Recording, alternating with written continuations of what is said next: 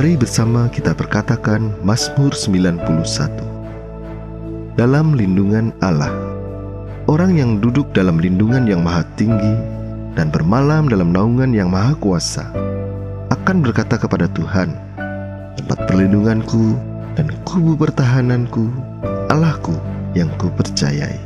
Sungguh dialah yang akan melepaskan engkau dari jerat penangkap burung, dari penyakit sampar yang busuk. Dengan kepaknya ia akan menudungi engkau, di bawah sayapnya engkau akan berlindung. Kesetiaannya ialah perisai dan pagar tembok. Engkau tidak usah takut terhadap kedahsyatan malam, terhadap panah yang terbang di waktu siang, terhadap penyakit sampar yang akan berjalan di dalam gelap, terhadap penyakit menular yang mengamuk di waktu petang.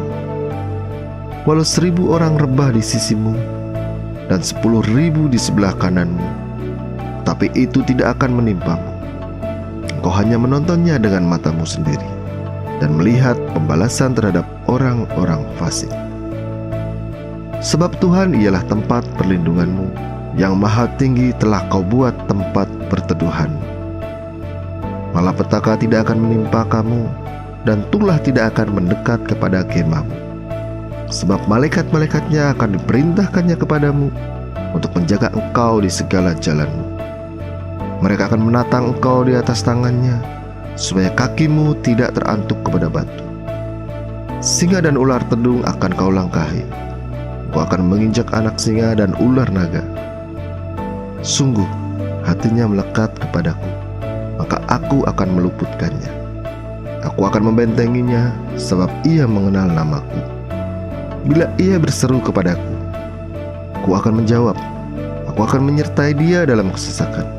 Aku akan meluputkannya dan memuliakannya.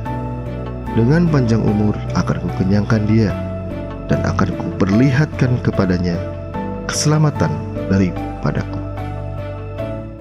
Mari Bapak Ibu Saudara kita bangkit berdiri. Kita akan sama-sama mendeklarasikan arti dari Pentakosta ketiga.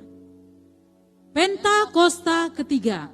1. Pentakosta ketiga adalah pencurahan Roh Kudus yang dahsyat di zaman ini, melebihi yang terjadi di Azusa Street. 2. Pentakosta ketiga akan mengakibatkan penuaian jiwa yang terbesar dan yang terakhir sebelum Tuhan Yesus datang kembali. 3. Pentakosta ketiga akan membangkitkan generasi Yeremia, yaitu anak-anak muda yang dipenuhi Roh Kudus, cinta mati-matian kepada Tuhan Yesus, tidak kompromi terhadap dosa, dan akan bergerak untuk memenangkan jiwa. 4. Pentakosta ketiga lahir di Indonesia dan bergerak ke bangsa-bangsa. Gerakan ini dari timur ke barat dan akan kembali ke Yerusalem. 5. Pentakosta ketiga akan memberikan kuasa untuk menyelesaikan amanat agung, dan setelah itu Tuhan Yesus datang kembali.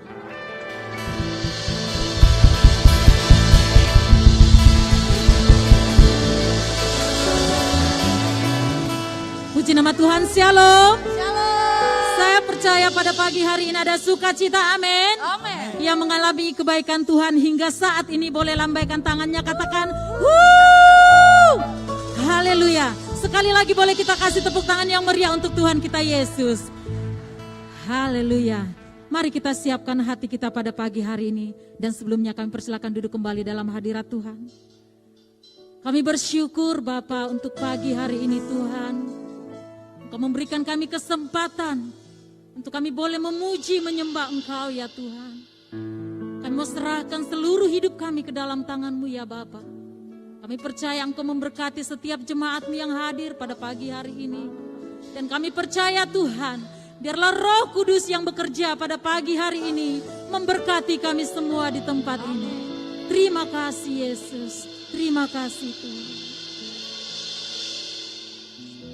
Bapa,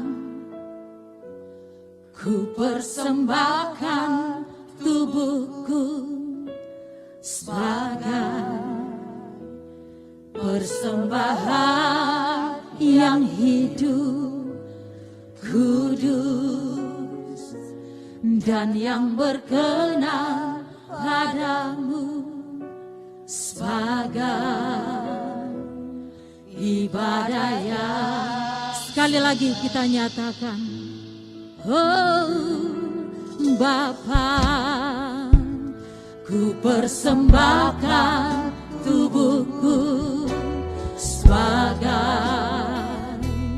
persembahan yang hidup, kudus dan yang berkenan padamu, sebagai ibadah yang sejati. Ku sembahkan Tuhan, ku sembahkan Tuhan, ku serahkan hidupku kepadamu untuk kemuliaan nama-Mu. Ku sembahkan Tuhan, ku sembahkan Tuhan, ku serahkan hidupku kepadamu untuk kemuliaan nama-Mu. Mari kita kasih tepuk tangan yang meriah untuk Tuhan Yesus pagi ini. Sama-sama katakan, Bapa, ku persembahkan tubuhku sebagai persembahan yang hidup, kudus dan yang berkenan padamu, sebagai ibadah yang. Mari angkat kedua tanganmu, sama-sama kita nyatakan, ku sembahkan Tuhan, ku sembahkan Tuhan, ku serahkan hidupku kepadamu untuk kemuliaan. Ku sembahkan Tuhan, ku sembahkan Tuhan, ku sembahkan Tuhan, ku serahkan hidupku kepadamu untuk kemuliaan. Lebih lagi katakan, ku sembahkan Tuhan, ku sembahkan Tuhan, ku serahkan hidupku kepadamu untuk kemuliaan nama-Mu. Ku sembahkan Tuhan, ku sembahkan Tuhan. Kami serahkan seluruh hidup kami Tuhan. Ku serahkan hidupku kepadamu Hanya untuk hormat kemuliaan nama-Mu. untuk kemuliaan nama-Mu. Ku sembahkan. Mari dengan segenap hati datang kepada Tuhan. Sembahkan Tuhan, Kami percaya Tuhan, ku serahkan Engkau memberkati setiap tangan-tangan yang terangkat ya Bapa. Yes. Untuk kemuliaan nama-Mu, untuk kemuliaan nama-Mu. kemuliaan namamu.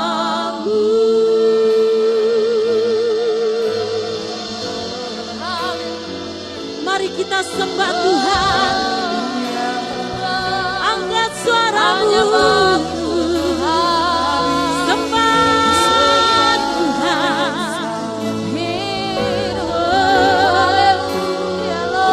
Dipersembahkan hidup kami Tuhan. Seluruh hidup kami.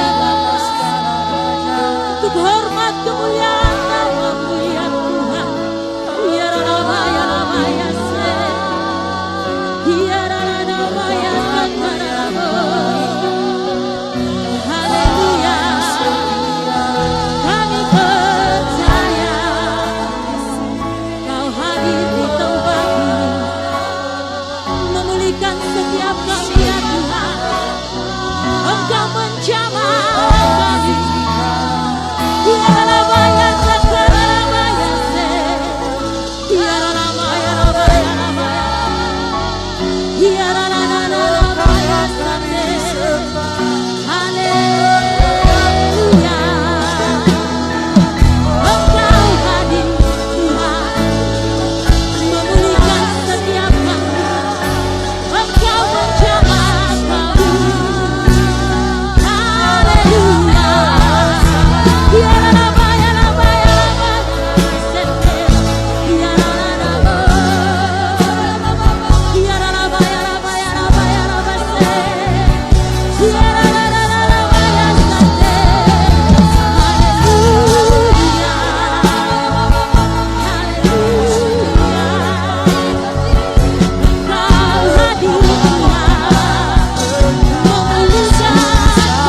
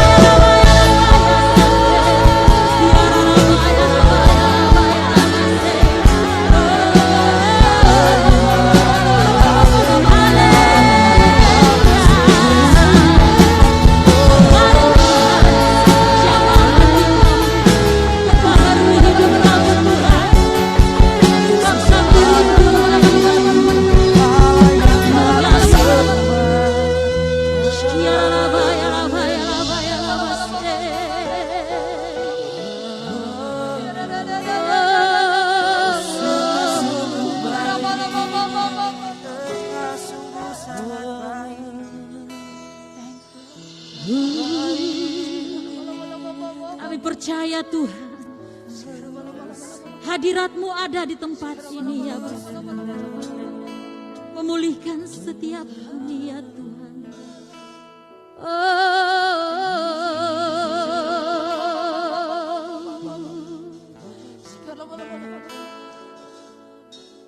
Ku rindu Kau Tuhan, lebih dari segalanya.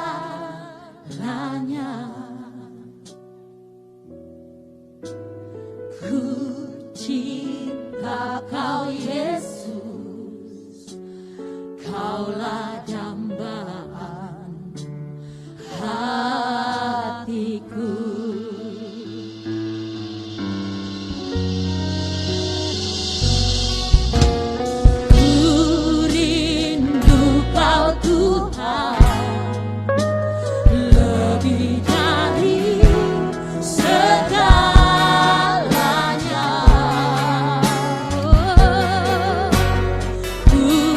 Cinta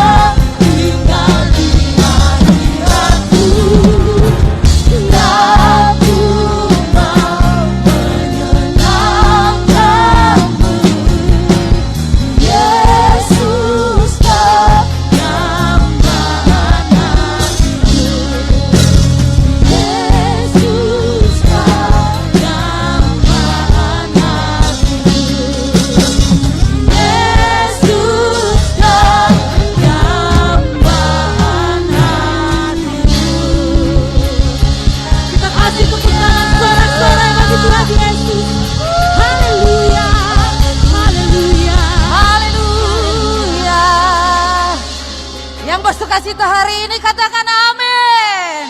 Haleluya. Kita percaya kita punya Yesus yang luar biasa, amin. Dialah yang menjamin hidup kita. Karena itu kita patut bersyukur kepada Tuhan. Yang bersyukur, berikan tepuk tangan yang terbaik buat Tuhan kita. Haleluya. Yes. Mari sama-sama bertepuk tangan di hadapan Tuhan. Haleluya. Kami tahu ya Tuhan, Engkau yang menjamin hidup kami. Biarlah kemuliaan-Mu turun atas setiap kami. Yeah. Gunung batu dan bau, kota bentengku tak akan kurang. Kau menjamin hidupku. Kau bersama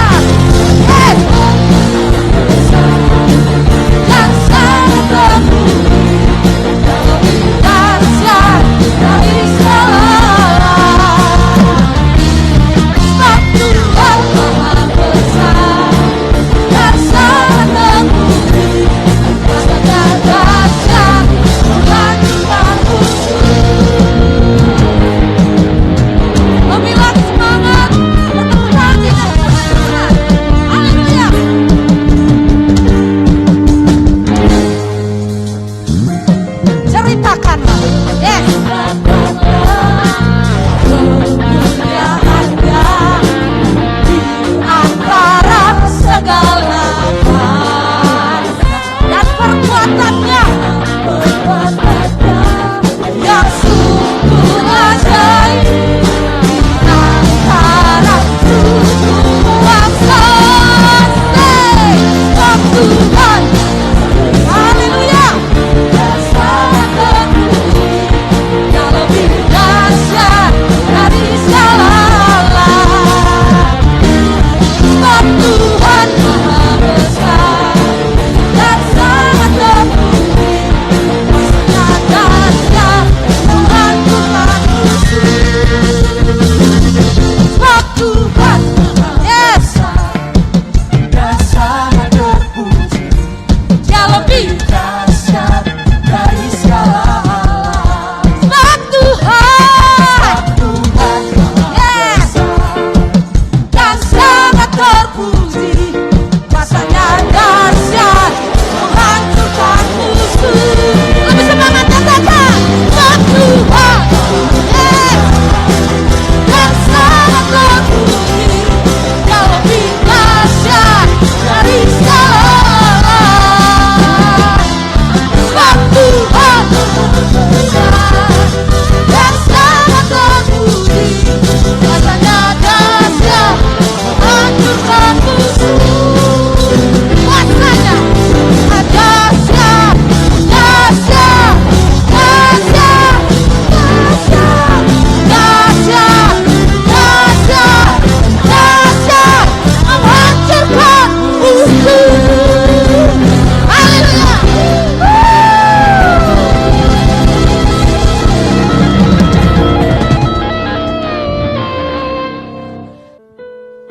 Lebih dalam lagi kita masuk dalam hadirat Tuhan pagi ini. Mari siapkan hati kita. Percayalah Tuhan Yesus hadir di tempat ini.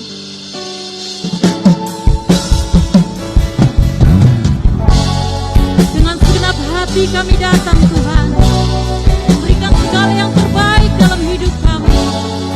Percaya Roh Kudus hadir di tempat ini. dengan segenap hati dan jiwaku,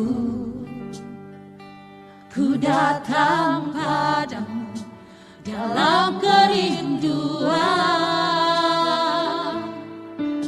Kasih-Mu yang sanggup mengubahku dan menguatkanku dalam pengharapan.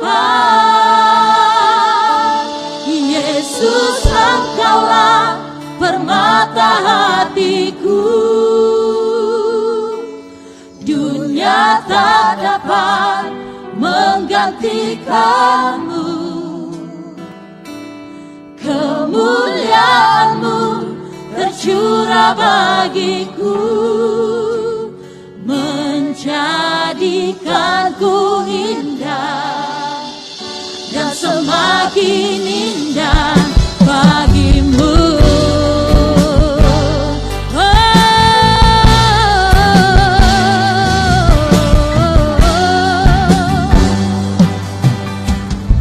Mari bersama-sama kita katakan, Dengan segenap hati dan jiwaku, ku datang padamu dalam kerinduan. Kasih-Mu yang sanggup mengubahku dan menguatkanku dalam pengharapan. Yesus, Engkaulah permata hatiku, dunia tak dapat menggantikanmu.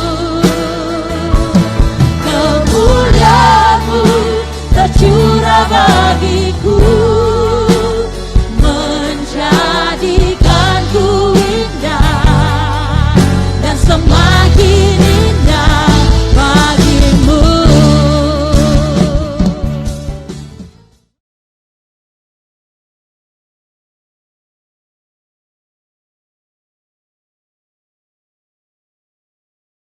Shalom semuanya. Markus 4 ayat 29 berkata, sebab musim menuai sudah tiba. Sebab musim menuai sudah tiba. Penuaian jiwa yang terbesar dan yang terakhir sebelum Tuhan Yesus datang sudah terjadi. Api Roh Kudus yang dahsyat dari Pentakosta ketiga sedang turun. Pada waktu bulan Juli 2022 yang lalu, ketika saya berada di acara Pentecost Again Celebration di Azusa Street Prayer Tower, saya berkhotbah tentang lahirnya Pentakosta yang ketiga. Karena Pentecost Again ini adalah Pentakosta ketiga.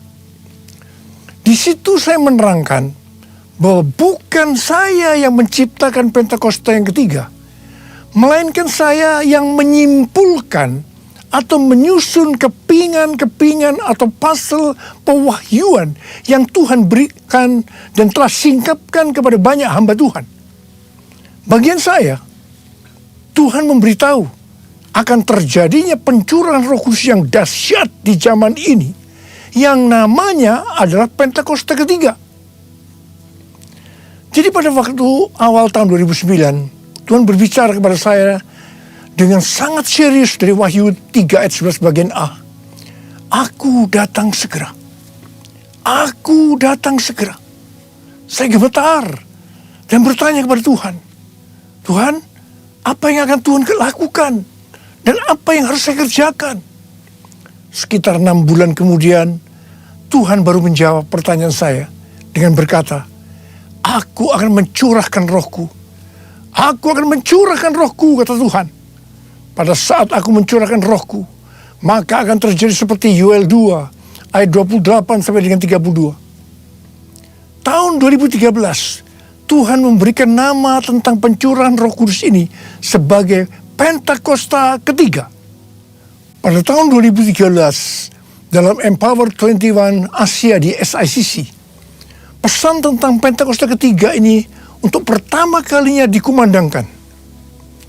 Saya bertanya kepada Tuhan, Tuhan, berikan kepada saya pengertian tentang Pentakosta ketiga ini. Kemudian Tuhan memberikan 5 pengertian apa yang dimaksudkan dengan Pentakosta ketiga. Kelima pengertian itu tidak semuanya diberikan kepada saya, tetapi sebagian diberikan kepada hamba-hamba Tuhan yang lain. Dan saya diberikan tugas oleh Tuhan untuk menyusun kepingan-kepingan atau puzzle dari nubuatan-nubuatan yang diberikan kepada hamba-hamba Tuhan tadi. Dan ketika digabungkan, muncullah 5 pengertian tentang Pentakosta ketiga ini. 5 pengertian tentang Pentakosta ketiga adalah sebagai berikut. Yang pertama, Pentakosta ketiga adalah pencurahan Roh Kudus yang dahsyat di zaman ini, melebihi yang terjadi di Azusa Street. Ini berasal dari William Seymour. William Seymour adalah orang yang dipakai Tuhan dalam Pentakosta kedua di Azusa Street tahun 1906. Dan yang kedua, Pentakosta ketiga akan mengakibatkan penuaian jiwa yang terbesar dan yang terakhir sebelum Tuhan Yesus datang kembali. Ini juga dari William Seymour. Dan yang ketiga, Pentakosta ketiga akan membangkitkan generasi Yeremia, yaitu anak-anak muda yang dipenuhi dengan Roh Kudus, cinta mati-matian kepada Tuhan Yesus, tidak kompromi terhadap dosa, dan akan bergerak untuk memenangkan jiwa. Ini berasal dari Russell Evans dari Gereja Planet Shaker, Melbourne. Dan yang keempat, Pentakosta ketiga lahir di Indonesia dan bergerak ke bangsa-bangsa. Gerakan ini dari timur ke barat dan akan kembali ke Yerusalem. Ini berasal dari Cindy Jacobs. Dan yang kelima, Pentakosta ketiga akan memberikan kuasa untuk menyelesaikan amanat agung. Dan setelah itu Tuhan Yesus datang kembali. Ini dari Tim Hill, Ketua Umum Church of God Amerika Serikat.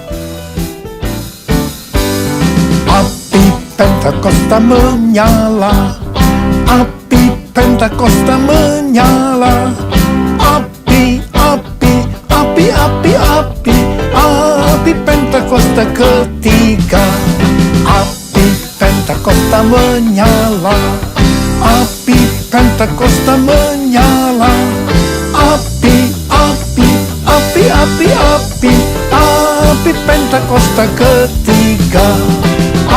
Api Pentakosta ketiga, api Pentakosta ketiga. Dari tanggal 26 September 2022 sampai dengan 15 September tahun 2023, menurut kalender Ibrani, kita sedang memasuki tahun 5783 atau yang disebutkan dengan P Gimel. Memasuki tahun 5783 ini, kita akan melihat kasih karunia yang luar biasa yang akan dicurahkan kepada mereka yang sungguh-sungguh mencari Tuhan. Namun bersamaan dengan itu akan ada pembersihan di rumah Tuhan dan penghakiman terhadap dunia ini. Tuhan akan mengungkapkan dosa-dosa yang tersembunyi. Tidak ada sesuatu pun yang tertutup yang tidak akan dibuka. Dan tidak ada sesuatu pun yang tersembunyi yang tidak akan diketahui. Karena itu, apa yang kita katakan dalam gelap akan kedengaran dalam terang. Dan apa yang kita bisikkan ke telinga di dalam kamar akan diberitakan dari atas atap rumah. Bukan rahasia lagi bahwa hari-hari ini gereja Tuhan sedang dibersihkan dalam hal dosa keuangan, dosa moral. Banyak hamba-hamba Tuhan yang jatuh. Hal ini harus diartikan bahwa peristiwa ini baru diungkapkan oleh Tuhan sekarang ini. Sedangkan prosesnya sebenarnya sudah lama. Hal-hal yang menyebabkan terjadinya banyak kejatuhan dari hamba-hamba Tuhan hari-hari ini bisa diuraikan sebagai berikut. Pengkhotbah 10 ayat 1 berkata, lalat yang mati menyebabkan urapan dari pembuat urapan berbau busuk. Demikian juga sedikit kebodohan lebih berpengaruh daripada hikmat dan kehormatan. Ayat ini bisa diartikan sebagai berikut. Sama seperti lalat mati yang membusuk akan merusak sejumlah minyak wangi. Demikian pula sedikit kebodohan dapat meniadakan dampak hikmat yang besar. Rencana yang bijaksana dapat dibuat, tetapi seorang yang membuat sedikit kebodohan dapat merusak seluruhnya. Rencana dalam mengikut dan melayani Tuhan yang dilakukan dengan baik, tetapi karena membuat sedikit kebodohan, membuat hancur secara keseluruhan. Artinya, tidak sampai kepada garis akhir, tidak finishing well. Yang dimaksudkan sedikit kebodohan di sini bisa diartikan bukan melakukan sesuatu pelanggaran yang besar, tetapi pada mulanya mengabaikan hubungan mereka dengan Tuhan. Sedikit demi sedikit akan merampas kasih, keintiman, kebijaksanaan, tekad yang mereka miliki, sehingga hal itu membuat mereka tidak setia kepada Tuhan. Dan tiba-tiba kehancuran datang. Harap digarisbawahi, jangan sampai mengabaikan hubungan dengan Tuhan. Pengabaian apa saja yang biasanya dilakukan dalam hubungannya dengan Tuhan?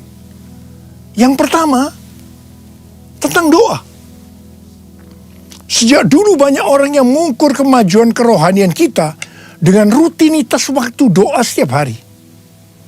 Tetapi hal ini tidak mengubah karakter kita. Kita bisa bersaat teduh, tetapi tanpa keintiman dengan Tuhan. Yang kedua, iblis kalau tidak bisa membuat kita menjadi jahat, maka dia akan membuat kita menjadi sibuk, semakin sibuk. Ada hamba Tuhan yang berkata bahwa kesibukan menghancurkan hubungan kita dengan Tuhan. Kalau kita lebih merasa senang pada waktu kita melayani pekerjaan Tuhan daripada waktu kita berada dalam hadirat-Nya, sebenarnya kita sedang melakukan sesuatu kompromi. Meskipun kelihatannya kualitas kerohanian kita hebat, dan seiring dengan waktu, kepura-puraan akan mengikat kita. kepura-puraan akan mengikat kita. Dan tiba-tiba kehancuran datang. Yang ketiga, melayani pekerjaan Tuhan, kalau sudah menjadi rutinitas tanpa ada sukacita, roh yang menyala-nyala, itu tanda bahwa kita sudah tidak berada dalam track yang benar. Itu artinya kita sudah tidak mengalami kasih yang semula. Kalau kita melihat pelayanan jemaat di Efesus, sebenarnya bagus sekali. Dikatakan mereka rajin, tekun, tidak dapat menerima pelayan yang pura-pura. Mereka sabar dan mau menderita karena nama Yesus. Mereka tidak mengenal lelah. Mereka membenci perbuatan pengikut Nikolaus yang juga Tuhan benci. Pengikut Nikolaus ini mengikuti pengajaran yang berkata bahwa percabulan tidak mempengaruhi keselamatan di dalam Kristus. Hal ini bertentangan dengan kebenaran firman Tuhan. Meskipun pelayanan mereka bagus, tetapi Tuhan berkata kepada mereka, "Aku mencela engkau karena engkau telah meninggalkan kasihmu yang semula." Mungkin ada di antara kita yang seperti jemaat di Efesus, yang melayani Tuhan dengan bagus, tapi tanpa kasih yang semula. Tuhan berkata, "Sebab itu, ingatlah betapa dalamnya engkau telah jatuh. Bertobatlah dan lakukan lagi apa yang semula engkau lakukan. Jika tidak demikian, aku akan datang kepadamu dan akan mengambil kaki dianmu dari tempatnya, jikalau engkau tidak bertobat." Ingat saudara, bagaimanapun bagusnya kita melayani pekerjaan Tuhan, sekali lagi, melayani pekerjaan Tuhan, tetapi kalau tidak didasarkan pada kasih yang semula, maka Tuhan akan berkata, betapa dalamnya engkau telah jatuh. Bertobat! Bertobat! Bertobat!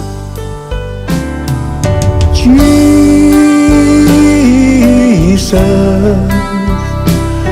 oh Jesus,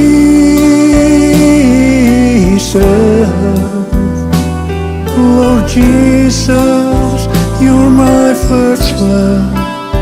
How I love you, oh how I love you, Jesus,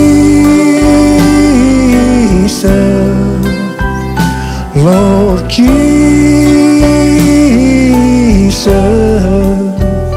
Lord Jesus, you're my first love. How I love you, oh how I love you, Lord. 1 Yohanes 5 ayat 16 dan 17 berkata, kalau ada seorang melihat saudaranya berbuat dosa, yaitu dosa yang tidak mendatangkan maut, hendaklah ia berdoa kepada Allah, dan Dia akan memberikan hidup kepadanya, yaitu mereka yang berbuat dosa yang tidak mendatangkan maut. Ada dosa yang mendatangkan maut. Tentang itu, tidak kukatakan bahwa ia harus berdoa. Semua kejahatan adalah dosa, tetapi ada dosa yang tidak mendatangkan maut. Dosa yang tidak mendatangkan maut, itu adalah dosa yang diakui. Sedangkan dosa yang mendatangkan maut adalah dosa yang tidak diakui. Dosa yang tidak mau diakui di hadapan Tuhan akan mengeraskan hati kita. Hati yang keras lama-kelamaan tidak akan peka terhadap suara Roh Kudus. Dan itu ujungnya adalah maut. Ujungnya adalah maut.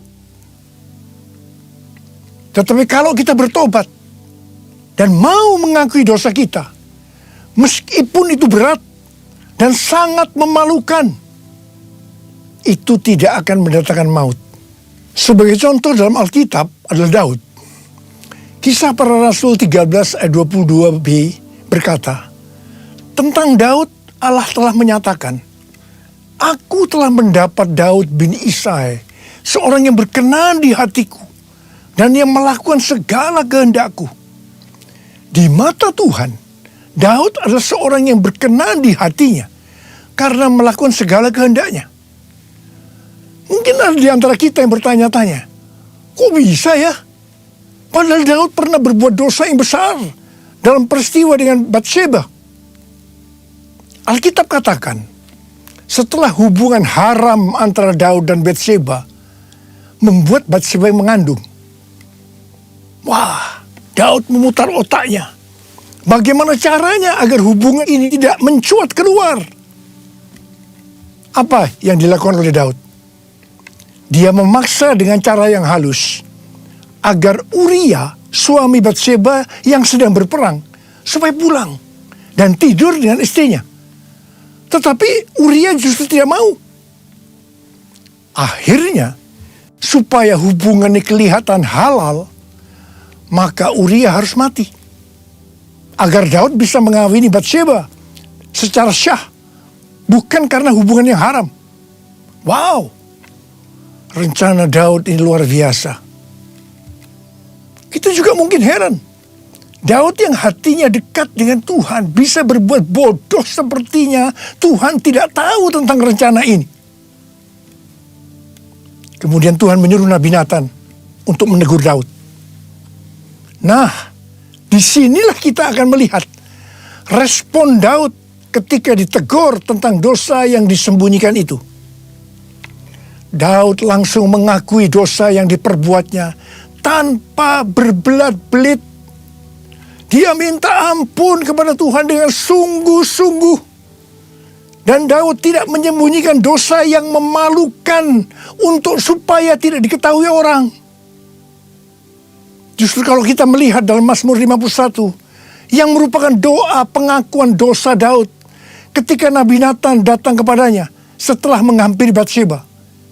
Dengan terang-terangan Daud mengakui di ayat yang ke-6 dengan berkata, terhadap engkau sajalah aku telah berbuat dosa dan melakukan apa yang kau anggap jahat.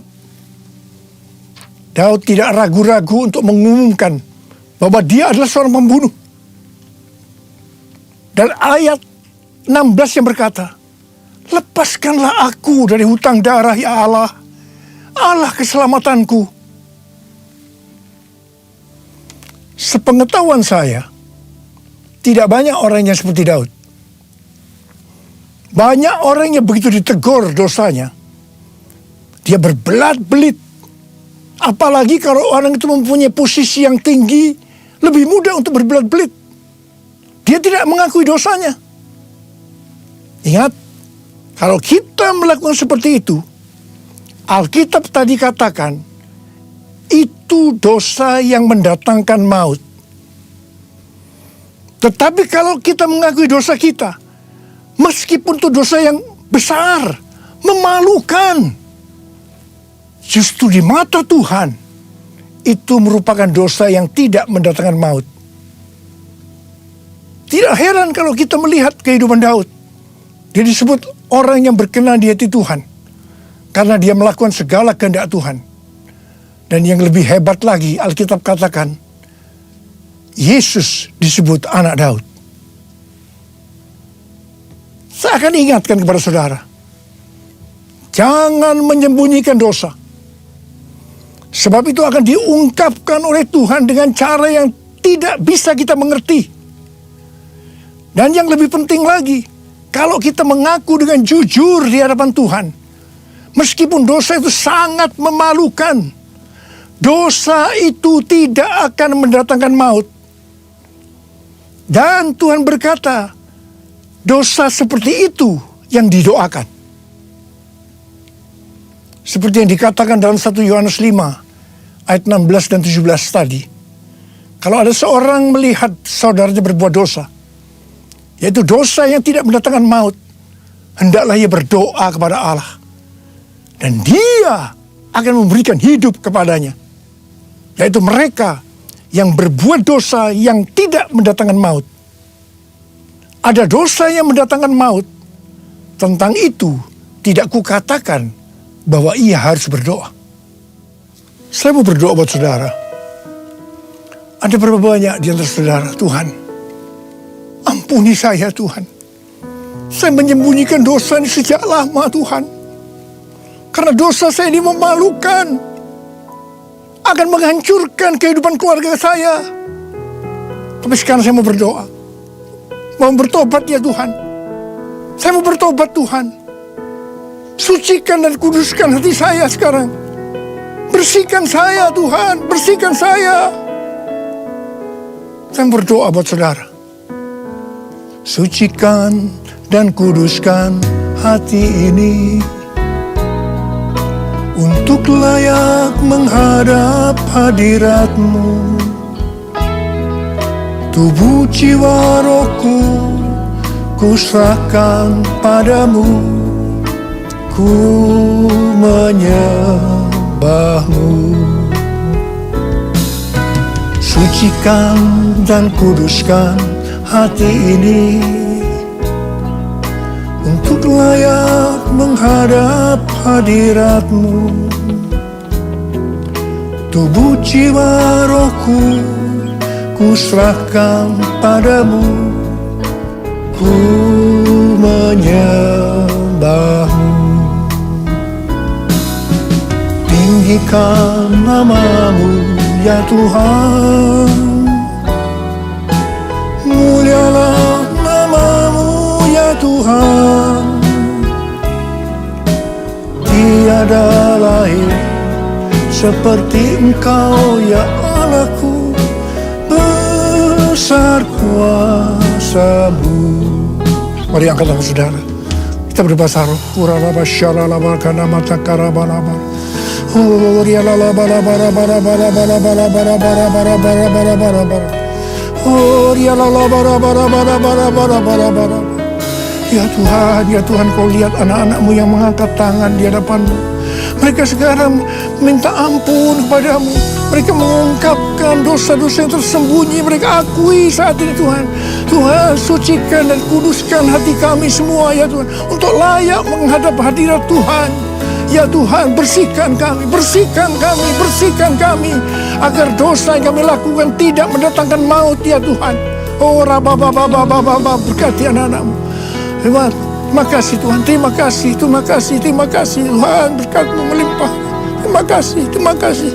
Kasihani kami Tuhan, kasihani kami semua ya Tuhan, kasihani kami. Terima kasih, dalam nama Yesus kami berdoa. Amin.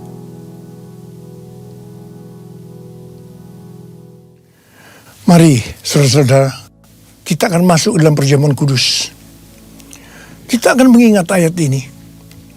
Sebab setiap kali kamu makan roti ini dan minum cawan ini, kamu memberitakan kematian Tuhan sampai Ia datang. Perjamuan kudus adalah perjamuan Tuhan Yesus sendiri. Setiap kali kita masuk dalam perjamuan kudus, Tuhan Yesus selalu berkata, biarlah ini menjadi peringatan akan daku. Karena itu mari arahkan hati saudara kepada kebaikan Tuhan. Kita akan mengingat kebaikan Tuhan. Mari tundukkan kepala. Bapa, siapakah kami sebelum kami mengenal Engkau? Kami semua orang berdosa. Upah dosa adalah maut, mati. Tapi Engkau yang tidak berdosa telah dijadikan dosa oleh karena kami. Engkau harus turun dari surga mulia menjelma menjadi manusia. Mati ganti kami dengan penderitaan yang luar biasa. Sungguh kalau kami pikirkan betapa baiknya Engkau ya Aba.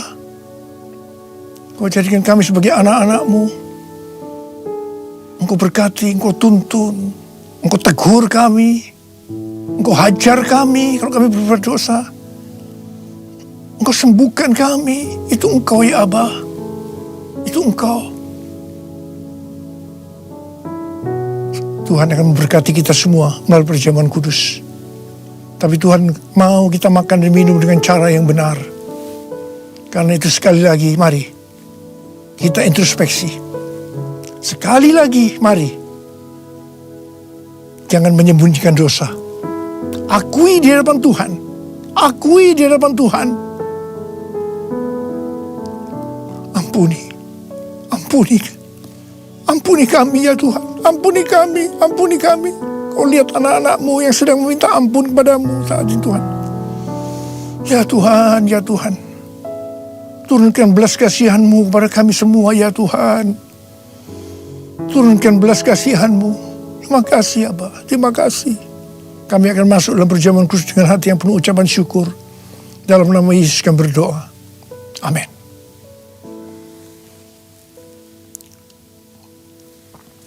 Sekarang mari kita angkat roti di tangan kanan kita tinggi-tinggi. Sebab apa yang telah kuteruskan kepadamu telah aku terima dari Tuhan. Yaitu bahwa Tuhan Yesus pada malam waktu ia diserahkan mengambil roti. Dan sesudah itu ia mengucap syukur atasnya. Dia memecah-mecahkannya dan berkata, inilah tubuhku yang diserahkan bagi kamu. Perbuatlah ini menjadi peringatan akan aku. Saudara dikasih Tuhan, bukankah roti yang kita pecah-pecahkan ini adalah persekutuan kita dengan tubuh Kristus? Mari kita makan dalam nama Yesus.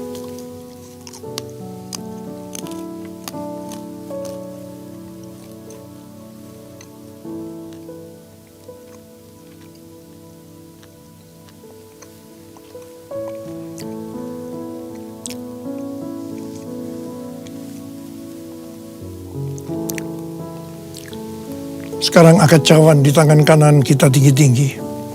Demikian juga yang mengambil cawan sesudah makan lalu berkata, cawan ini adalah perjanjian baru yang dibenarkan oleh darahku.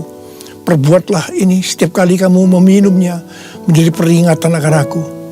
Saudara dikasih Tuhan, bukankah cawan pengucapan syukur yang atasnya kita ucapkan syukur adalah persekutuan kita dengan darah Yesus? Mari kita minum dalam nama Yesus.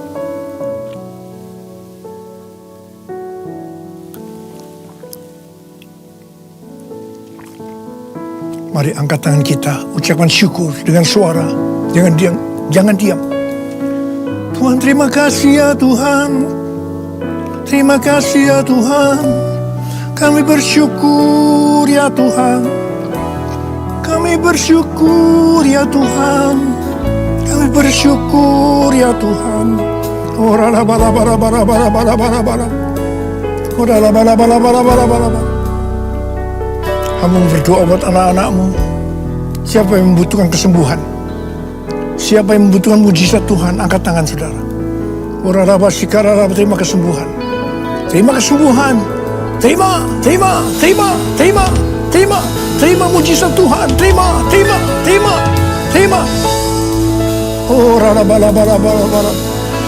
Terima kasih Yesusku.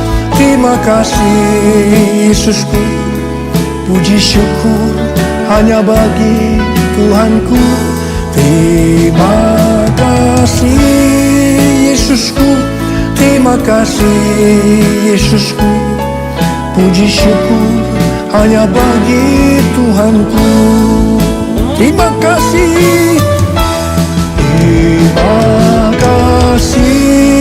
Yesusku. Terima kasih Yesusku, puji syukur hanya bagi Tuhanku. Terima kasih Yesusku, terima kasih Yesusku, puji syukur hanya bagi Tuhanku. Puji syukur hanya bagi Tuhanku. Puji syukur hanya bagi Tuhanku.